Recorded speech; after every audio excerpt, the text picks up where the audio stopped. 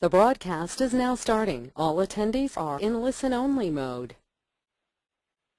Good morning, everyone. This is Vanish from WSI ALM, welcoming you to our 20th May edition of the Launchpad Webinar. I got a lot of stuff to cover. I was missing in action last week. Apologies for that, but I believe Armando did a good job, took care of updating you with all the latest news and information as far as digital marketing is concerned.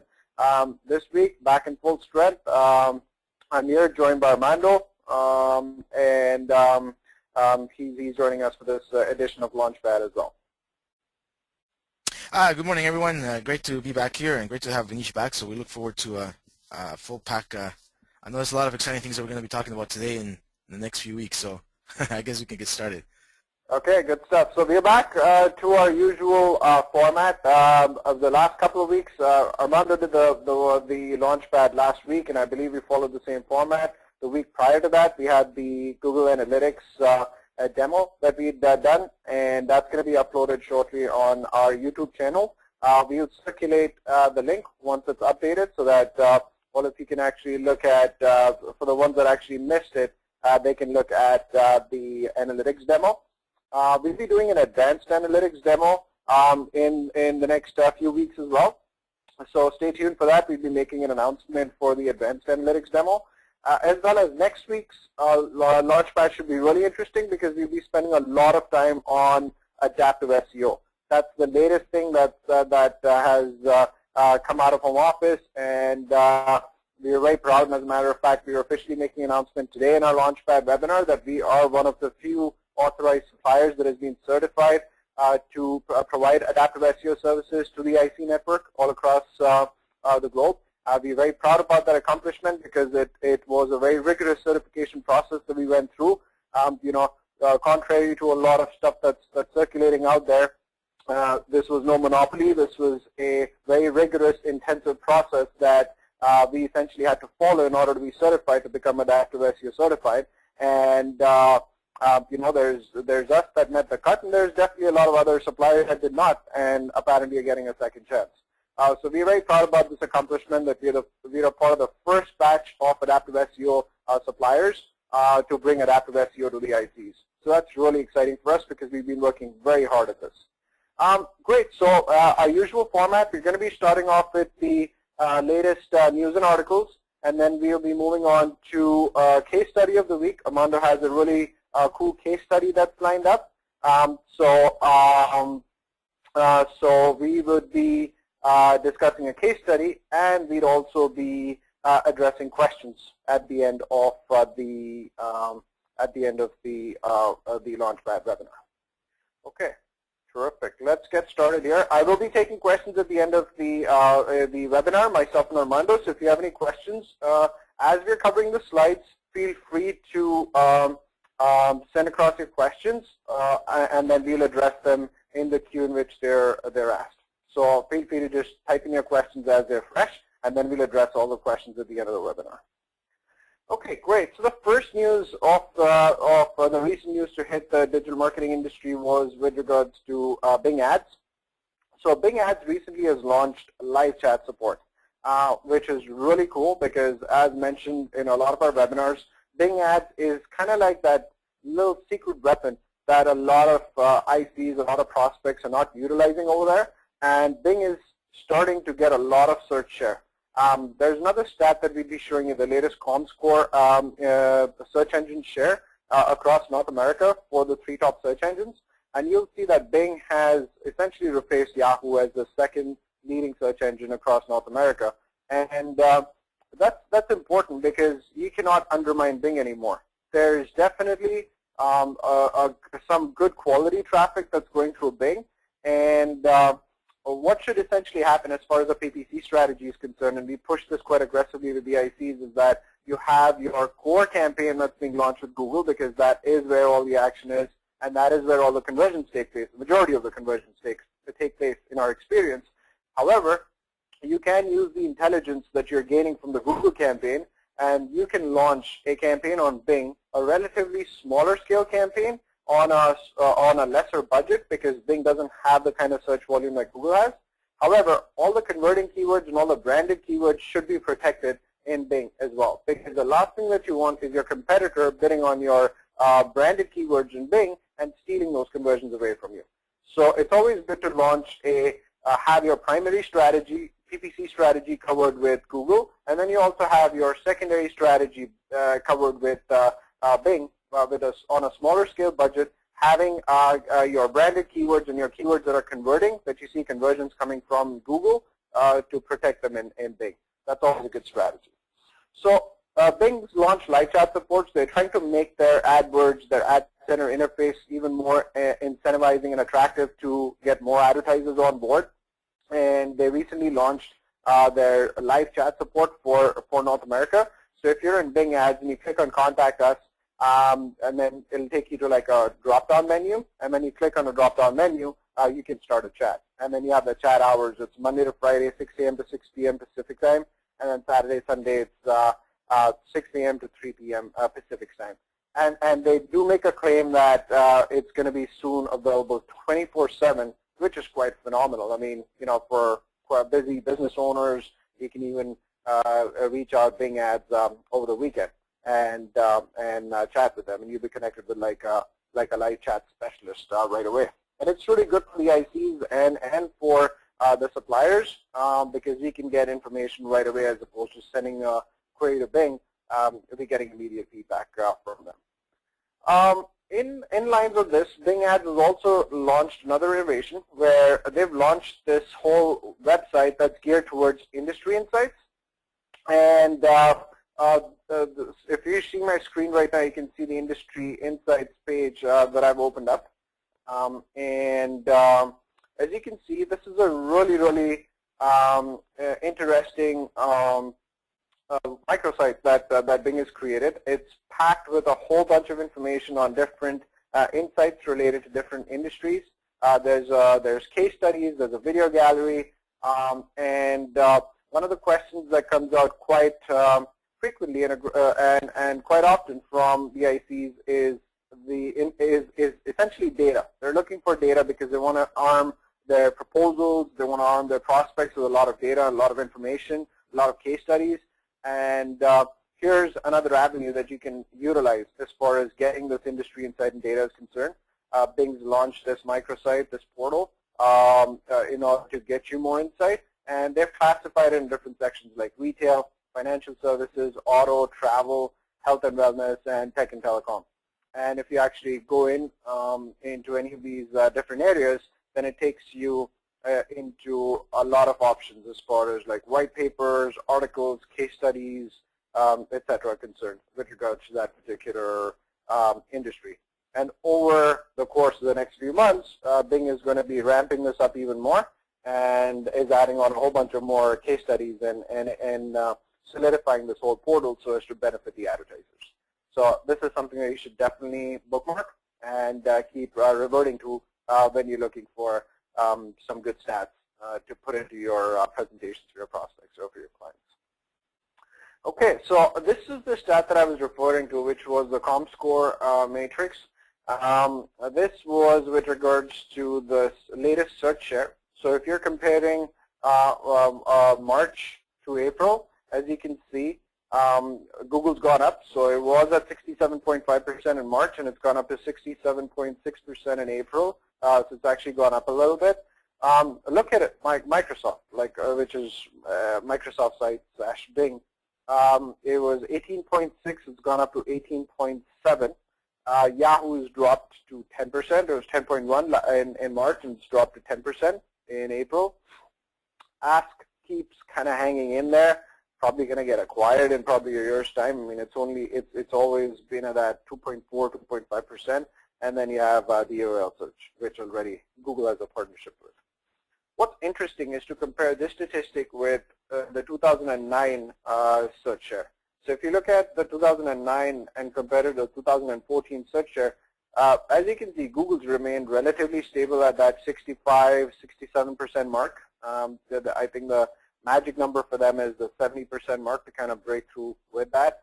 But look at what's happened to Yahoo and MSN. They've essentially switched places, right? So it used to be Yahoo that was a dominant second player as far as the search marketing industry is concerned at about 19.6%. And then MSN was lagging behind, closely following them at 8 or 9%. 5 years later, the roles are reversed. Now you have Microsoft that's actually at 18.6%, and Yahoo's dropped to about 10%.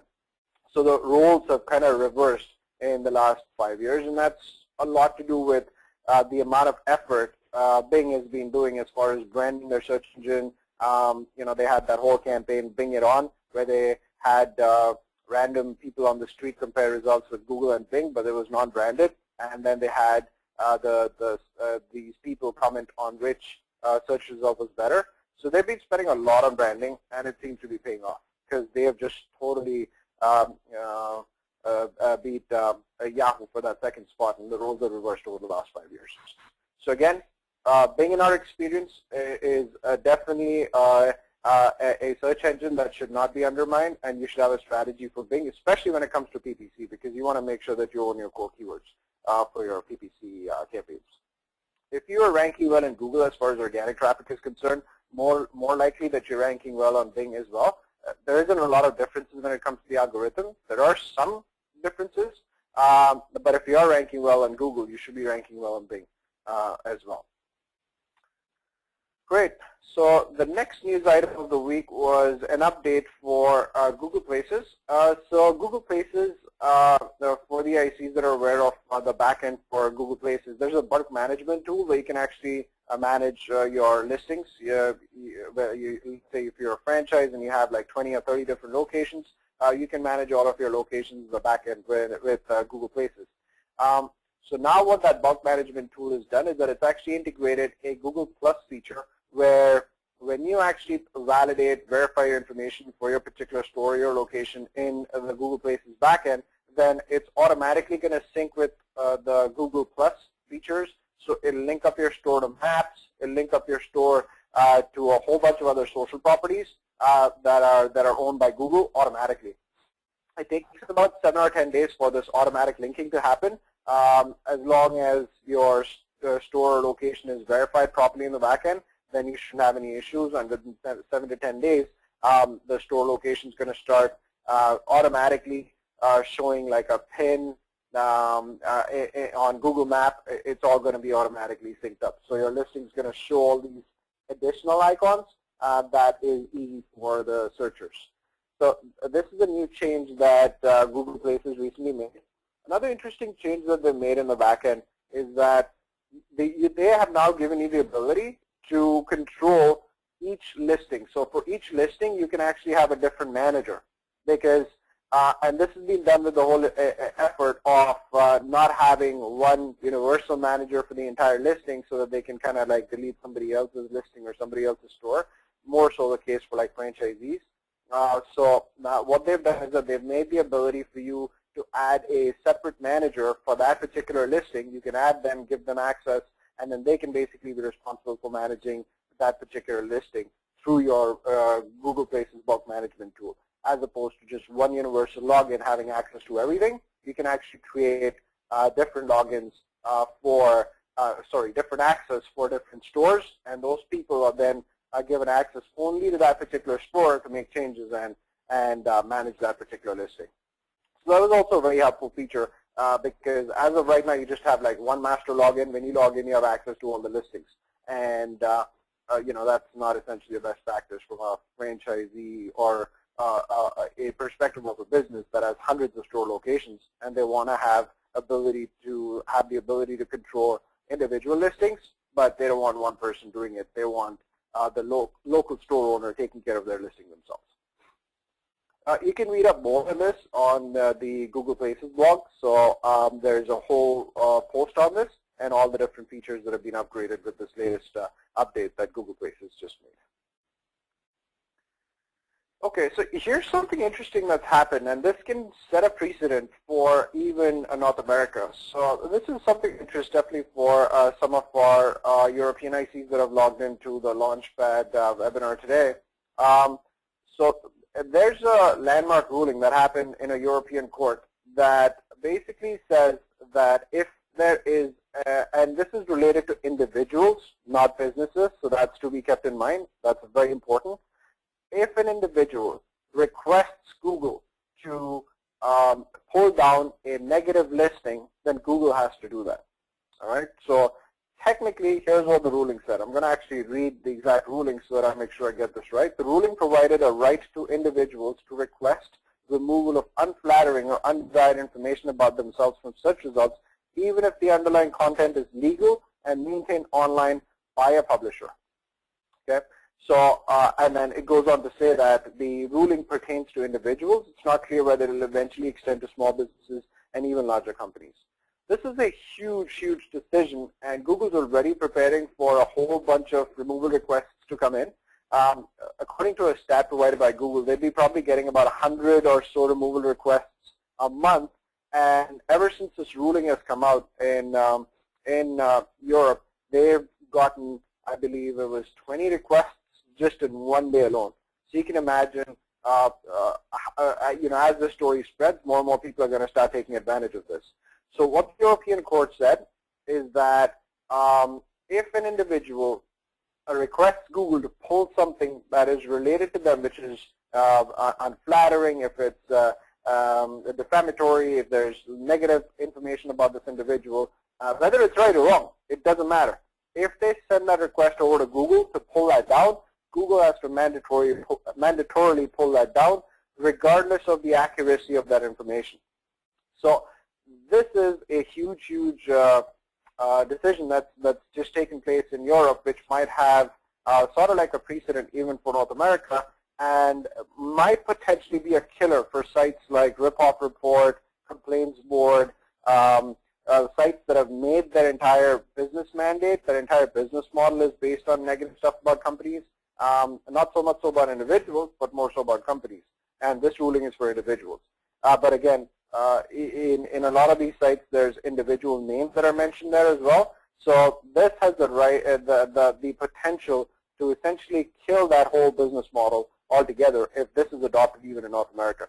So in the EU, this has essentially come out. There's also a little bit of an ambiguity in terms of how Google's going to be actually implementing this, because it can potentially be a nightmare. Imagine the internet and so many postings that are going up on a day-to-day basis about individuals, and then Google getting all of these removal requests. So, perhaps they're going to somehow streamline this whole process. But a huge, huge ruling in the EU when it comes to having Google remove undesired information about themselves for individuals. We'll be tracking this because this has huge implications. We'll be seeing how this kind of translates into what Google does, how they react to this, and how this potentially can influence the policy all across the globe. So so stay tuned on this one. The other information is kind of related, and it's again to do with the whole reputation management side. So Yahoo 7, which is the Australian site for Yahoo, it's Yahoo 7 in Australia. So it's dropped Ripoff Report from the search results. And again, as a lot of you might know, when it comes to reputation management, the Ripoff Report that's owned by this gentleman by the name of Ed Magson has been a pain for a lot of companies because it's sort of like almost like an extortion, where if your company's name gets into the Ripoff Report, there's no way to pull it down.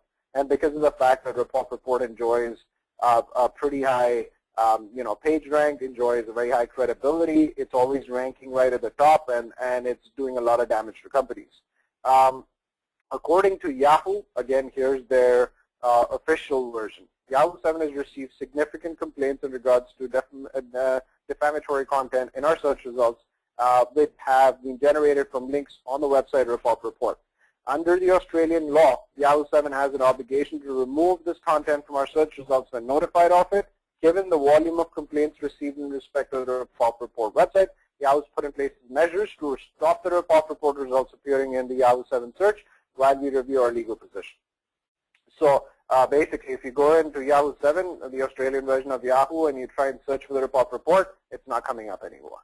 Again, huge implications for how Yahoo reacts to this, and even Google reacting to this. There's a forum, the Ripoff Report companies. I'm forgetting the exact name, but they were the ones that were responsible for bringing this to Yahoo 7's attention. They collated all of the complaints against the rip-off report and sent all of these complaints to Yahoo 7. And Yahoo 7 was essentially forced to act in Australia, because in Australia the laws concerning privacy and defamation are very different from North America. So Yahoo Australia was forced to act on this. Again, huge implications, because this change, as well as the European Union court ruling, could essentially signal the death for a lot of companies whose entire business model depends on posting negative stuff about other companies. There is a way, and a lot of the rep management firms use this tactic right now in order to get a rip-off report listing totally deleted off Google or any of the other search engines, and that is to basically file a lawsuit and win that lawsuit. A little expensive, but that's a permanent way for you to get your listing off, your company's listing or your prospect's company's listing off the report completely. All you have to do is just take that court ruling, send it across to Google, and they will then take that listing off their search results.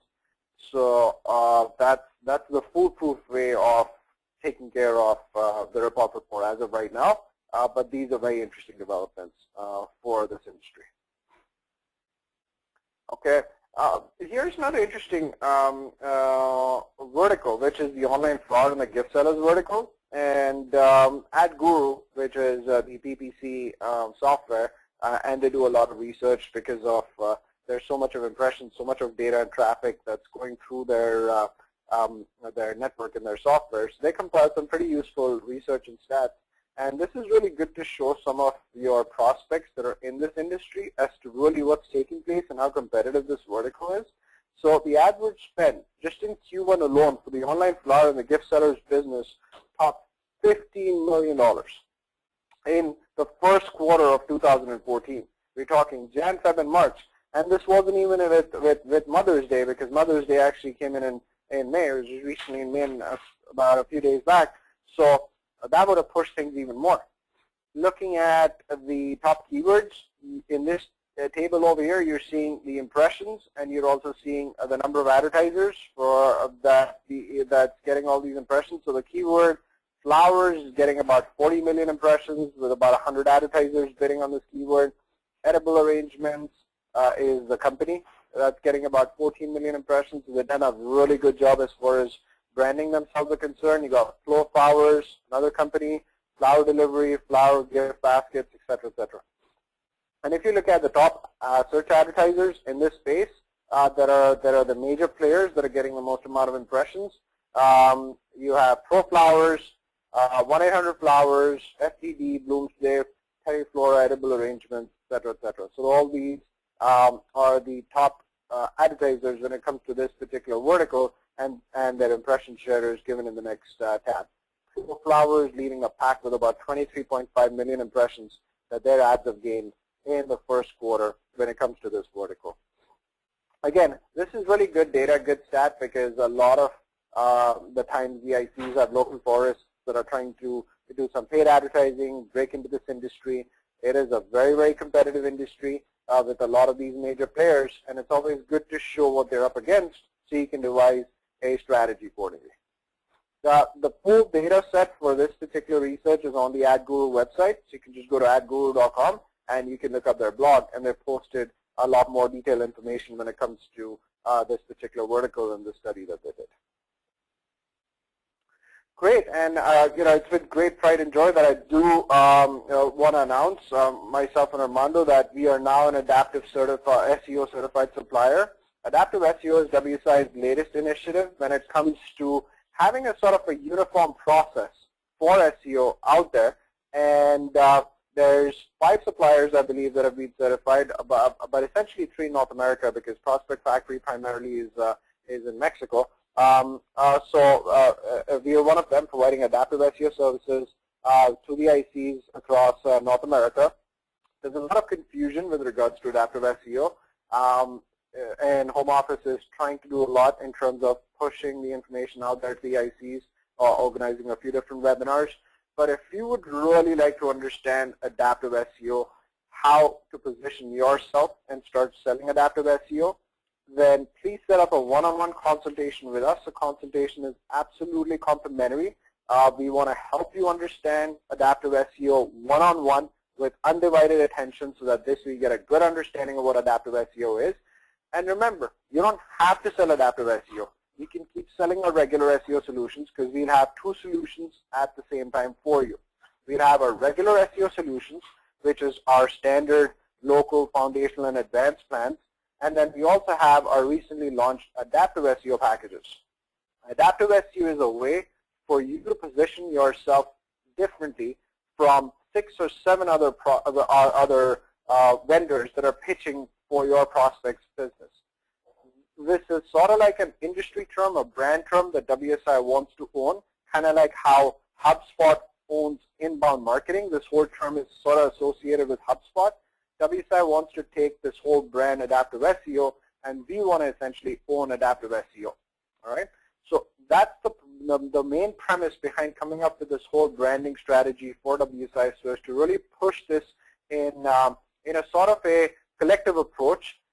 All the ICs across the globe pushing adaptive SEO and really giving WSI the branding that they can potentially get utilizing adaptive SEO.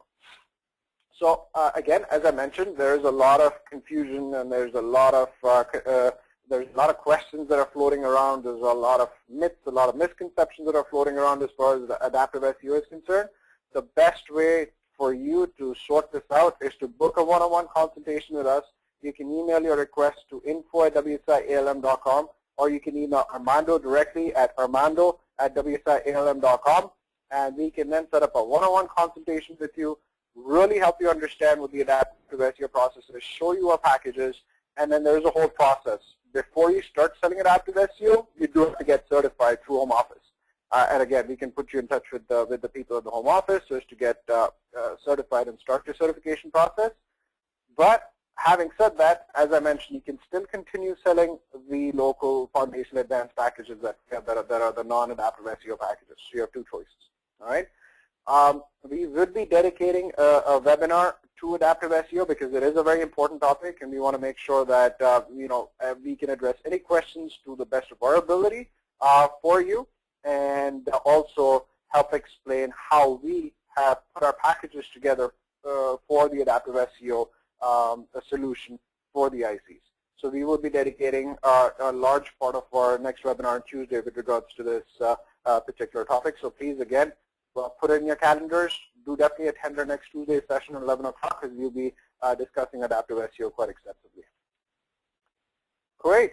Okay, so at this stage, I'd like to hand it over to Armando, who has a nice SEO case study lined up for us. Again, if you need more information on these case studies, feel free to shoot an email to info@wsialm.com or armando@wsialm.com, and we can actually provide you some more information on these case studies. Over to you, Armando. Thank you, Anish. Definitely looking forward to speaking with the ICs in regards to the new adaptive SEO strategy. It's exciting and it's something new as well. Excellent. So today we're going to be touching base in regards to one of our clients that we've been working for them now for over 12 months, and it's a small. It's actually a large-sized company, but they have a very small SEO package. And what I wanted to share this, if you just go back to the slide, please, Avnish. Yeah, thank you. Why I wanted to show this specific case study for you is just to kind of highlight that there are clients out there that need a lot of education, need a lot of guidance. You may start with them very small. They may be a large company with large funds, but you may start them small, and then little by little you can build them up as well by showing them results. And in this case scenario, Petra Slate, they actually are a company that specializes in concrete, clay, and slate roofing. Anything that has to do with tile and stones, and they primarily work in the Denver area. So they had approached one of the ICs in Denver to work with them, and when we started working with them about well over 12 months ago, we found out that obviously the client needed a lot of guidance, and there was a bit of disbelief in regards to SEO. They understood that their market is very competitive, and they did take the plunge into working with WSI, in helping them develop a presence locally. Okay. However, like with any new client, there's a lot of education and guidance that has to be provided to them. The second challenge that we had in this specific project is we had a very small budget to work with. So it wasn't, what typically we would normally recommend, either an advanced SEO package or a foundational package, given the nature of the industry's competitiveness, as well as the client's expectations and how aggressive they wanted to be seen online. We were given a small budget to work with, so that was a bit of a challenge. And also, although they had developed a new website, it needed some work that we continuously, or I know that the IC continuously works with the client to make sure that we can improve on the website step at a time. When we had the website, we asked them to add a blog. It took a while to add a blog. We asked them to develop a bit more of a social media strategy, and that's taking a little bit of time to take off from their end. They are very active in Facebook and I believe Twitter, but you know what? We've kind of also pushed on Google Plus, and so sometimes it's hard to get clients to hear you out. So it's a step-by-step, baby steps, and they basically primarily, if you're able to deliver results and win their trust, as they will begin to listen to you and reap the results. So the solution that we proposed at that time wasn't our favorite one internally, because we knew there was a lot of work to be done, specifically with the level of competition. So one of the key things that we did was we started to work on the site, develop some improvements on the on-page optimization of the site. Off-page, we also began working on a clean link building strategy as well with them. We practically in some keywords we took them from they were not seen till now, where they have a presence. They have a presence online. And another key thing that happened, as I'm going to show you the next slide in a second, is that there was a point that the client, originally they were called sourceproductsgroup.com, and that was their main primary URL, sorry. And we had to change them to petroslate.com pretty much about 5 months ago. So that took a bit of hit in regards to the results, in regards to the rankings, as we kind of work with the client to change the change the URL, do proper 301 redirects. The client was very obviously helpful in that, and we managed to work with them to do that. But it did have a bit of a impact on the overall results as the new URL took into place. We also started working with them on adding more SEO-friendly fresh content. Given the nature of the local package, where it's catered to 5 to 7 keywords, we were limited in regards to the resources that we could put into this project. However, the IC was very good in managing clients' expectations, was very good in guiding them. And in this, and thank you, Anish.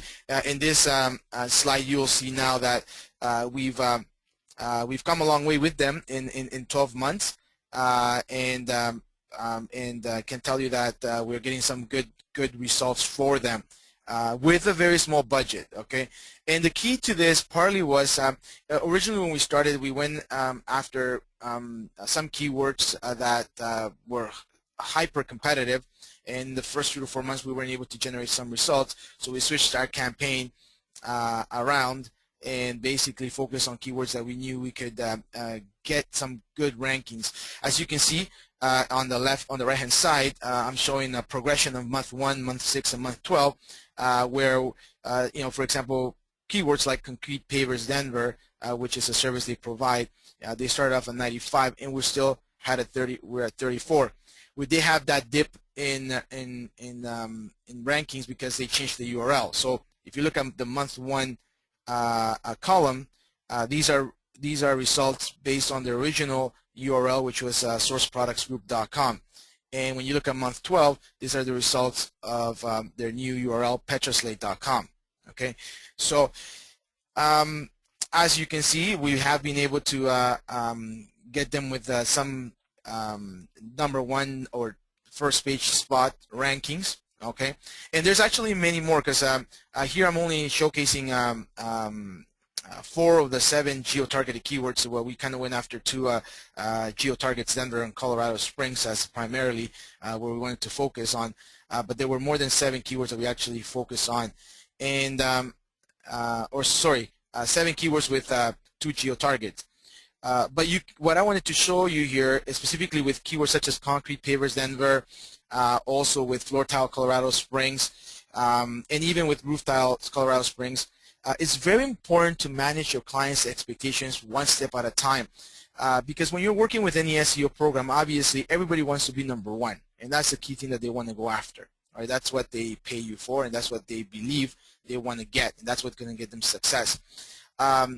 However, you have to understand that there are some keywords that will take time, and as long as you see progression in the rankings, it's good, because you can also back that up with the results that you're getting. In this case, it worked very well, because if you look at the left-hand side, the organic search traffic, which includes Google, Bing, Yahoo results, after January, when the 301 redirects were completed and the new URL was solidified, you can see that there was a spike in traffic. So everything kind of came together for this client under the new URL, and you can see that the traffic also even spiked in Google Organic. Right? Actually, you can tell that right after January, in the past 3 months, they have a very healthy upward movement in regards to traffic. However, again, if the client is solely focusing on keyword rankings, you can tell that there are 2-3 keywords that I'm sharing here that haven't moved up as aggressively as you would normally want to. Right? So it's very important that when you're working with your clients, you're managing their expectations. Some keywords will move the rankings up faster than others. If you have a specific client that's very particular about keyword rankings and they want a specific keyword, you have to not just manage their expectations, but educate them, and also be very conscious about the budget and also about the program. If he wants 1 or 2 keywords, you can't expect to be performing on a very small budget on 7 keywords. Maybe as opposed to focusing on 7 keywords, you focus on 3 keywords for that client. Right? That way you show them results, and then you can obviously upgrade them. So it does provide opportunities for you to upgrade them. And the second thing also that's very important to note is that try to find ways within the analytics and the results over time to demonstrate to your client the progress, and trying not only just to go for the low-hanging fruit, but also to look at the progress. One of the key things that I wasn't able to share with you here is that a lot of the traffic that they're getting today is basically from Denver and Colorado Springs. And when we started, they were getting traffic from all over the U.S. and outside of the state, which wasn't where they wanted to focus. So with this strategy, we've been able to hone in onto the markets that they want to focus in, and that's a very positive sign. So here we have a scenario where maybe keyword rankings are not, at the best level the client wants, but you know what? They're seeing the traffic that they need in regards to visitors that will or can convert into prospects and leads and sales. So again, small budget that we working with this client, but you know what? There's some results. So one error that I find with ICs sometimes is that they try to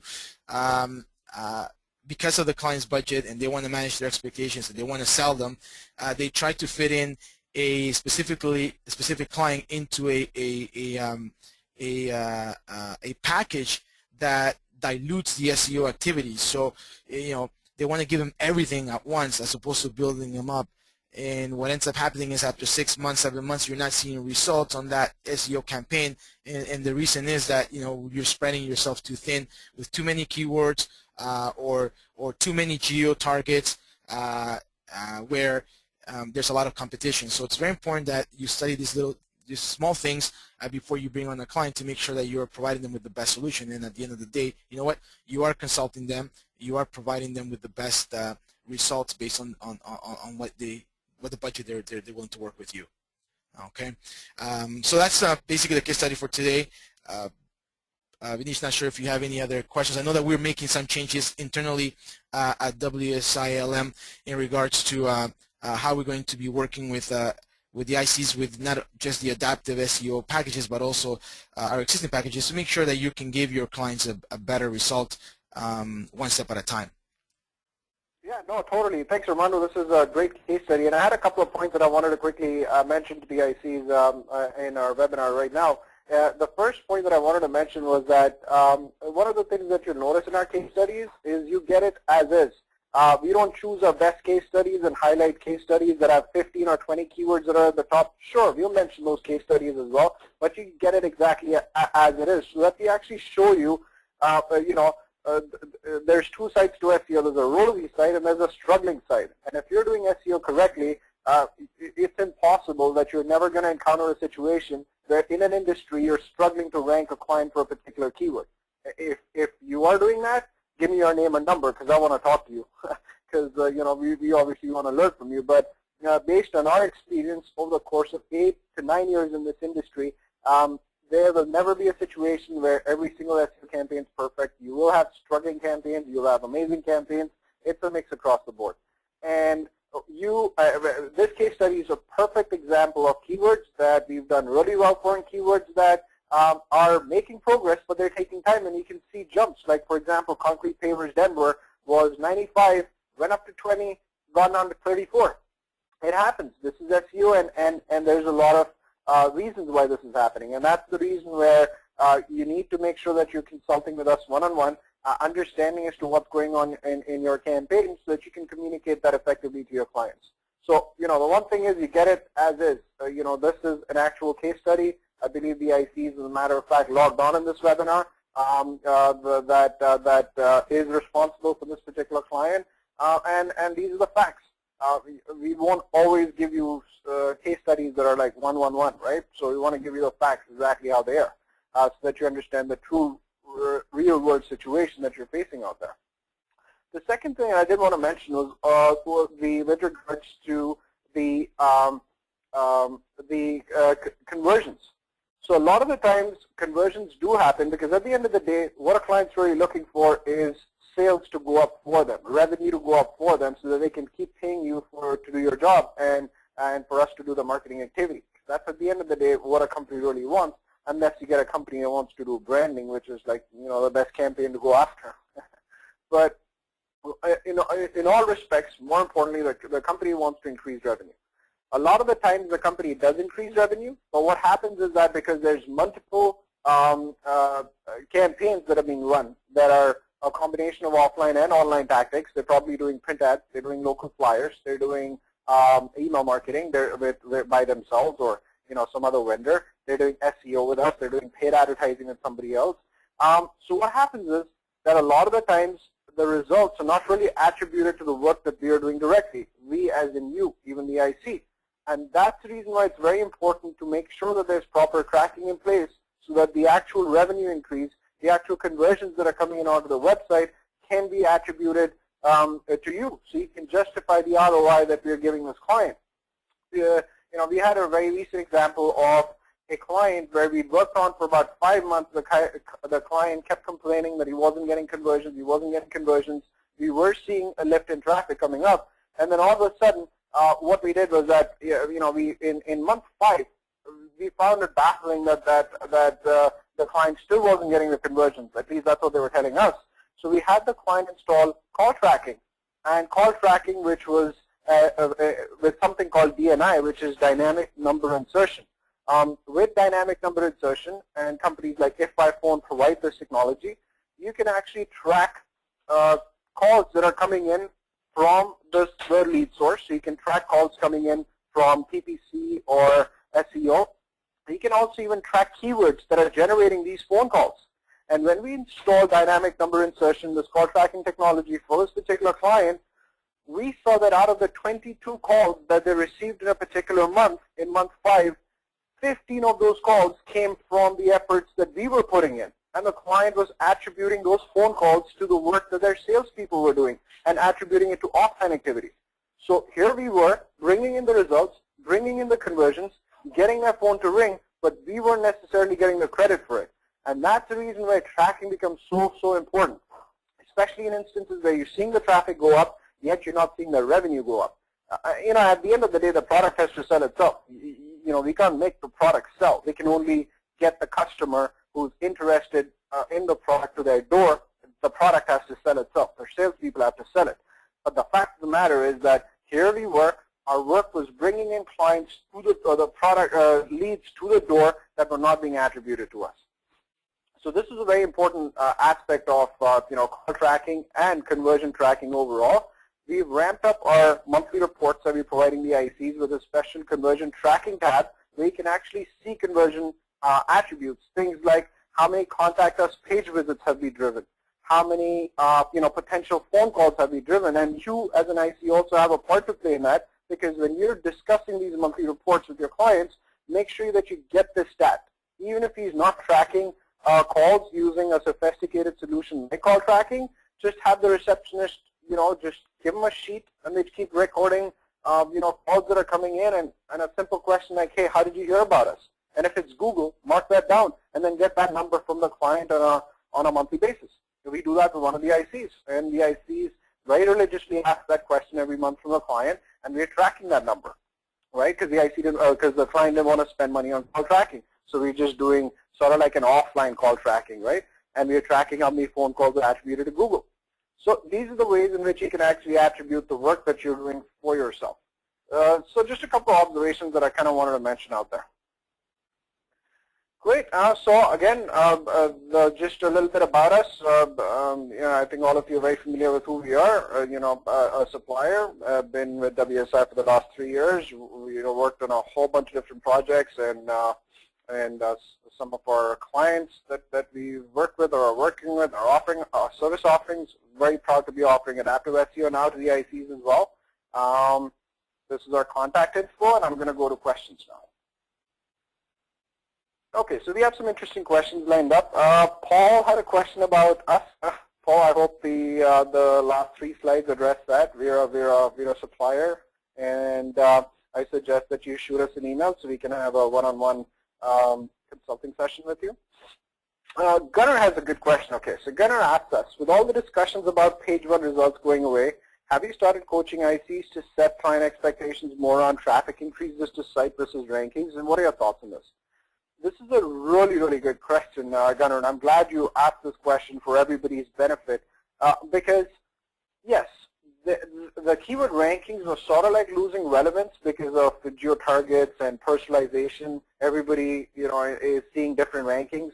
If you're logged on to Google, a Google property, Google's going to start personalizing results for you, so you're not necessarily seeing true results from a Google data center. However, when we do our monthly reporting and the results that we provide and the rankings that we provide are directly from the Google data centers, we utilize a couple of tools in the back end so as to run these keyword ranking reports, including G-Shift that we're going to be utilizing for the adaptive SEO campaigns.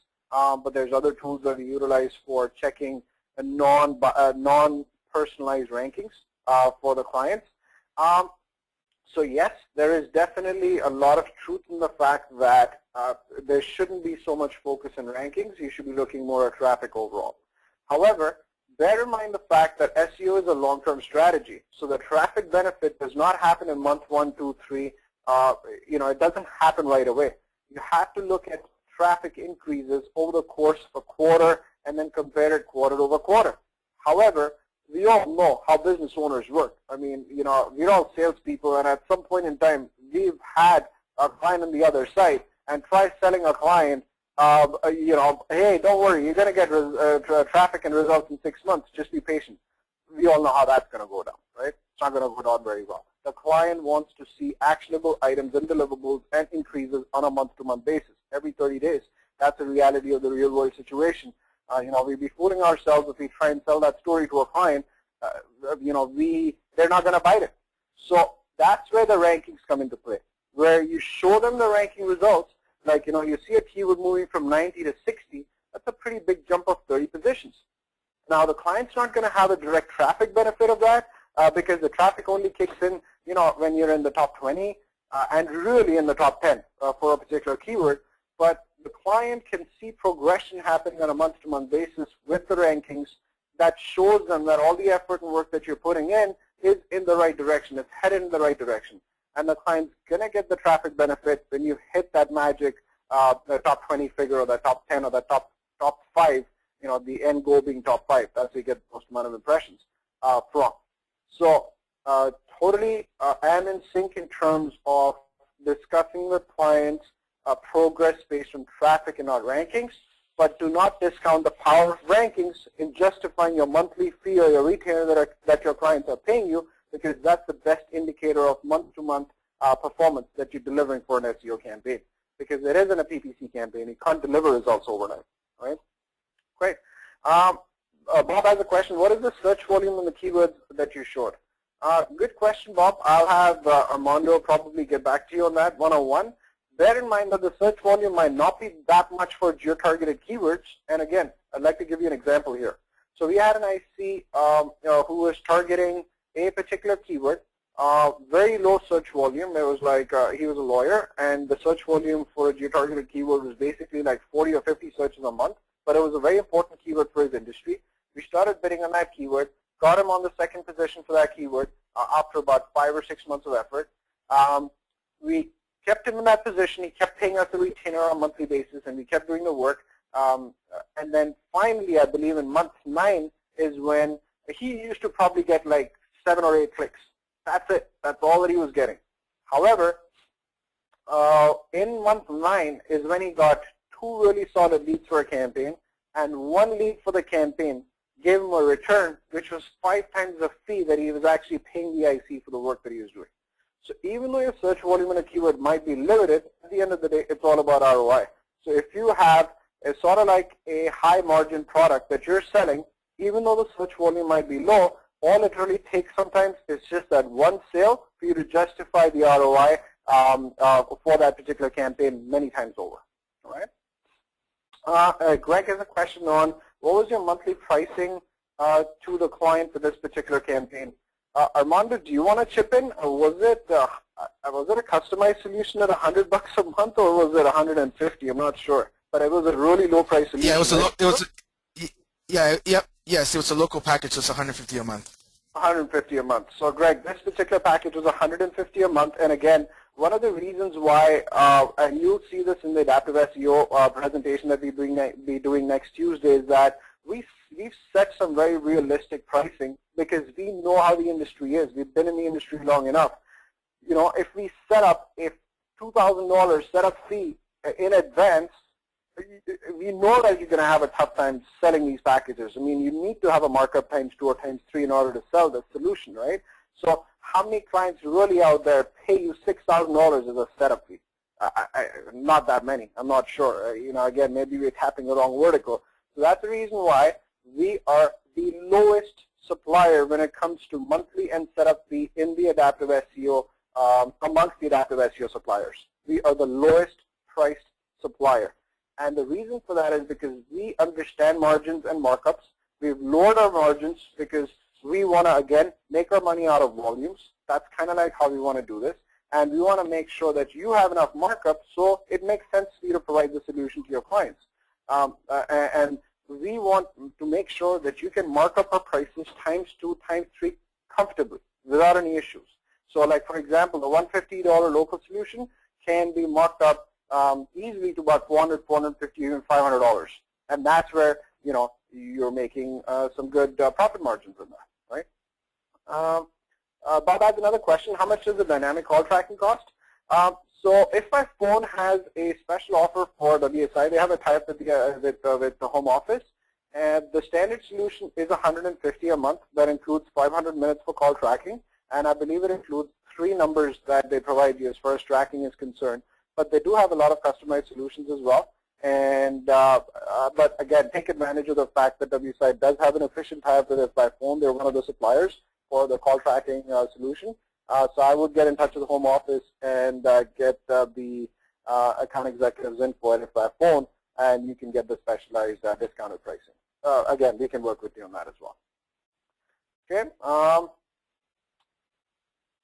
Okay, so Daniel has a question. Is there a cost relationship benefit of modifying an existing site to adaptive versus building a new site with it built in? It would help move a prospect from a site where you are putting lipstick on a pig to sort of like a thoroughbred model. Okay, if I understand your question correctly, Daniel, what you're saying is that you're talking about either working on an existing site or building a brand new website. Okay, so there's two schools of thought. First school of thought is what's the current state of affairs with the website? If the website's really, really bad, where it's not getting any traction and it looks like it was built in not even the 1900s, it was probably built in the 1800s by the Wright brothers, right? Then probably it's best to do a new website. If the conversion elements are missing, if there's no proper hierarchy, there's no proper structure, there's no taxonomy on the website, there's no planning, there's no contact form, there's no telephone number, all the call to action elements are missing, again, and the site's not getting a lot of traffic, we would suggest that you essentially tell the guy, scrap the site, let's start off with a brand new website, preserve the URL, so keep the same URL because the URL has history associated with it, and that's good for Google. So you start off with a brand new website. However, if you do come across a website that has, let's say, is aesthetically appealing, has about 60 to 70% of the elements for a good website, it's the load time's good, it's fast, it's efficient, it communicates the message, it communicates what the site's all about, then in that instance, it does make sense to, as opposed to doing a brand new website, just do enhancements to the website. And we call that CRO, which is conversion rate optimization. So what you do is you get in touch with us, and we basically give you a list of things that we can potentially do in terms of impacting the conversion rate optimization for that particular website. And then associate a cost with that, you mark that up, you sell that to a client, and there is sense in doing that because you don't want to start off now with scratch with a product that's 60 to 70% there, right? Hope that answers. Okay, terrific. No other questions. Well, thanks everybody for joining us with this edition of our Launchpad webinar. Again, a very exciting webinar set up for next week, Tuesday. Mark the dates, 11 a.m. Tuesday. We will be discussing adaptive SEO extensively. Thanks everybody for joining us. I hope you have a great week ahead. Take care.